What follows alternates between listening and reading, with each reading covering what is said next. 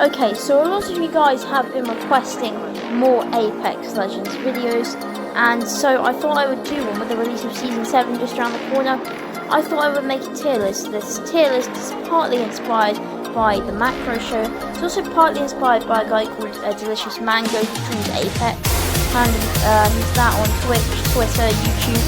You can go over and drop a follow or a sub. I'm sure you'd greatly appreciate that. And yeah, it's very welcoming, positive vibes, so that's where I got the inspiration to actually make this tier list from. So props to him, and obviously Macros makes arguably the best Apex content there is. And yeah, that's basically it for the introduction. So basically what I'm going to be doing is I'm going to be ranking all of the Apex Legends.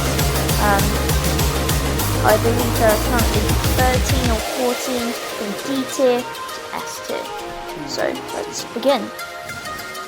So the first legend right at the bottom is Mirage. Mirage's passive, which is the ability to revive invisibly and spawn a clone, and also go invisible when you're being revived, is arguably the strongest thing about his kit. His tactical can be good against new players, but especially in ranked, which is what we're mainly focusing on here, it's not that useful. And his ultimate charges incredibly quickly, but it's not that disorienting to a competent player, so that's why I would rank Mirage right at the bottom of D tier. I don't really know. An interesting idea I had to buff him would be for his ultimate, he can make duplicates of the gun he's currently holding, but that might be a little bit too OP, so I'm not sure. We'll have to see what Respawn do. Next up is Loba. Loba has some better team abilities. Her Black Market is useful for gathering loot, although I think you should be able to recover banners. I do agree with only taking 2 items. Some people have suggested taking an item from each class, but I don't really think that'll be useful. So I currently support the Black Market as long as they buff it so you can take banners from it. I don't remember some of the half-charged ult buff. Her tactical is barely useful and is practically broken in World's Edge, and honestly her passive is absolutely useless, unless you want to use your toxic teammate and grab every gold herb and fertilizer. So that's why I place Loba at the bottom. And my idea for a buff is for a tactical, she can run while you can jump. Now next up we have Rampart. Rampart was super hyped when she came to the game in Season 6, but since then she's not the greatest. She was very overhyped. Arguably the strongest thing about her kit is her tactical amped cover, which is useful in situations, especially for door breaching, but things like the Sheila ultimate, which are meant to be this super powerful minigun, is useless unless you're caught in the crossfire, which in that situation is very powerful, but that happens maybe 1 in every 10 times you place Sheila down, so it's a complete waste. And her passive is barely useful considering the lack of guns it's really used on. It's not even that much of a buff, so that's why Rampart rounds off D tier. She's not as terrible as the other 2 here, but she really needs a buff.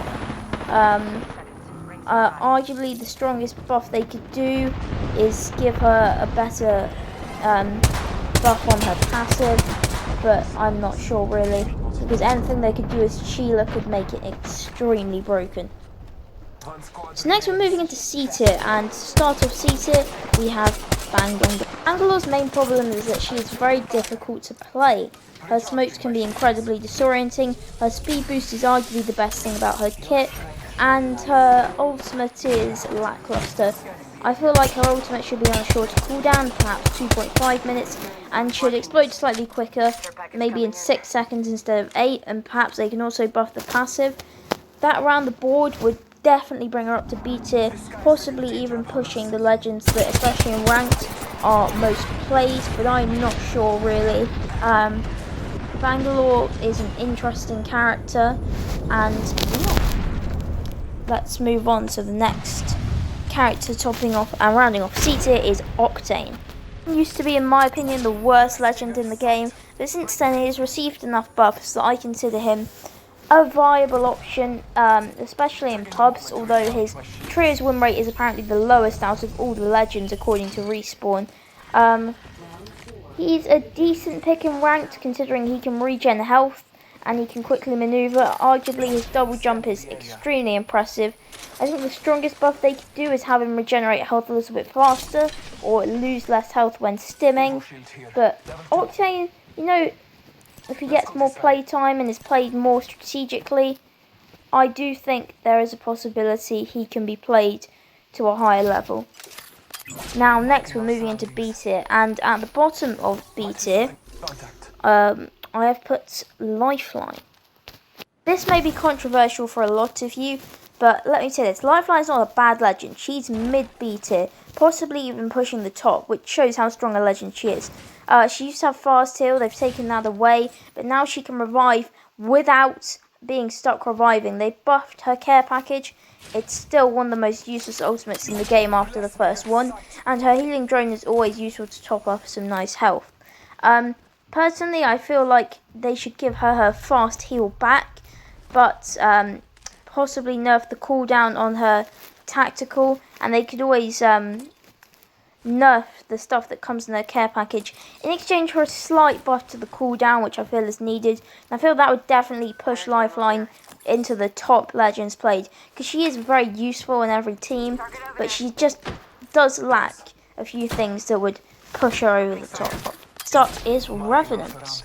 Revenant has gotten massively better. He used to be extremely potent in ranked, but with the nerf to the Wraith Revenant combo, he's not a must pick pretty much in ranked anymore, because teams can find compositions to work around him, but it is quite wise to play with him, and I'd definitely put him as a top ranked character. But that's the past.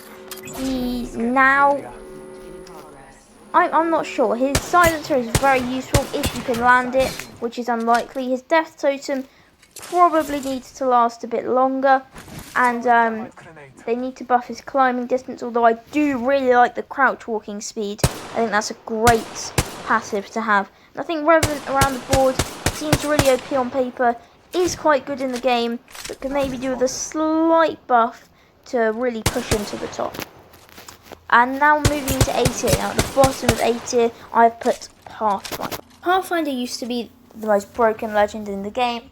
Now he's been toned down a lot with the nerf of his grapple, although the recent aftermarket buff for his grapple has really changed him and improved him. Although, and also the zipline gun cooldown, although he did lose the unique survey beacon scan, which I feel that was a good change. They definitely need to remove a low profile from him, and also possibly make a change in which they give him a new passive, because it's not great having the zipline gun cooldown. While it is decent, makes it far more advantageous to scan with Pathfinder, he needs a more unique passive. Now, next up, I've put Crypto.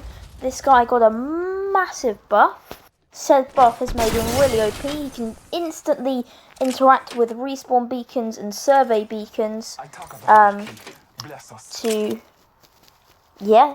do what they do. And he's by far the safest respawner and the safest survey beacon scanner, because it's instant and you can't get shot, only your drone can, which is a major change. And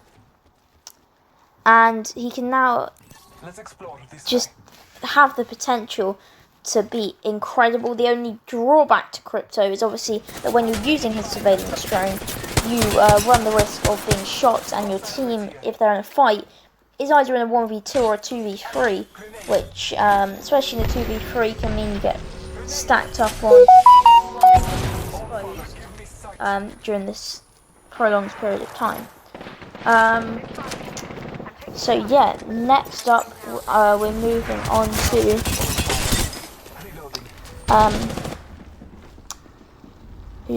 now I've forgotten who I put. Watson.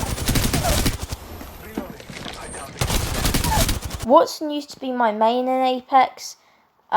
Since the nerf to her pylon, her use has dwindled, but I do believe that she is still one of the best legends, and nothing should be done to impact.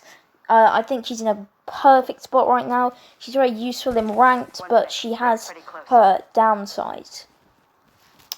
Moving on to the next spot, top 4, I actually put Caustic here. Caustic was the most toxic player on any team until in Season 5 they made it so his gas doesn't affect teammates. This was a brilliant change, and Caustic, I think, is in a perfect spot right now. I don't think much can be done to change him at the moment. I think he's in a great spot for ranked, especially. Caustic Watson team can be OP, although there are now ways to work around it. Teams have become better equipped at dealing with them. Arguably, I don't think Caustic needs a buff. Possibly a nerf in the future, but for now, I think he's in a perfect spot. Next, we've got Bloodhound. Bloodhound rounds off A tier, and he is the perfect legend. He's my main. They're my main. They are my main, and I think they're in a brilliant spot right now. I think the recent aftermarket nerf is interesting. I don't know how much it'll impact. I definitely think the Eye of the Allfather change during their ultimate is brilliant. Although I don't know if it's going to affect the game that much for competent players. But Bloodhound has seen more play, especially in ranked, since the beginning of Season 6, and considering they can also scan survey beacons now, making them very, very, very good. Into the legends who need major nerfs, S tier. Now, kicking off S tier, at the bottom, we have Wraith. Wraith received nerf to her running animation in the aftermarket events, and while I believe this has scaled her down to, well, she's not the best legend anymore, she's just the second best, still needs nerfs. My idea for a nerf is a longer cooldown on the tactical, perhaps 40 seconds, because it is essentially a get out of jail free card, and a chance to pop a free heal, potentially a battery, potentially even a Phoenix kit in some situations. So there really does need to be a nerf to her abilities. Her portal and passive can stay the same, since I think they're in a good spot right now. But their tactical definitely needs a nerf. I think to compensate for a tactical nerf, a big one, which they need to do, they could bring her portal, make her Into the Void a lot more common, like in Bloodhound's Beast of the Hunt. But we'll have to see what Respawn do to experiment with Wraith. They may make changes for Season 7, or considering they made changes a few weeks ago for Aftermarket, they may just leave her as she is. And finally, the last legend who needs major nerfs at the top of S tier, the best legend in Apex, is of course Gibraltar. Gibby used to be very unpractical. We didn't have any advantages to his bubble, so there wasn't really much use in playing him. But then in Season 3 he got fast heal. He got fast revive in his bubble. It's been reverted now, but it's still extremely overpowered. He has an extremely overpowered gun shield on an extremely short cooldown. They did make a change to his ultimate. I feel like to compensate for the nerfs I would give him, his ultimate cooldown should be decreased to 4 minutes instead of 4.5, which is a minor change, but it could impact some games. I feel like his tactical should be on a 1 minute cooldown. Some say that would not make him as functional, but I do believe, considering it lasts for 15 seconds and grants fast heal, it wouldn't be necessarily a bad idea. Also, another change which I think they should make is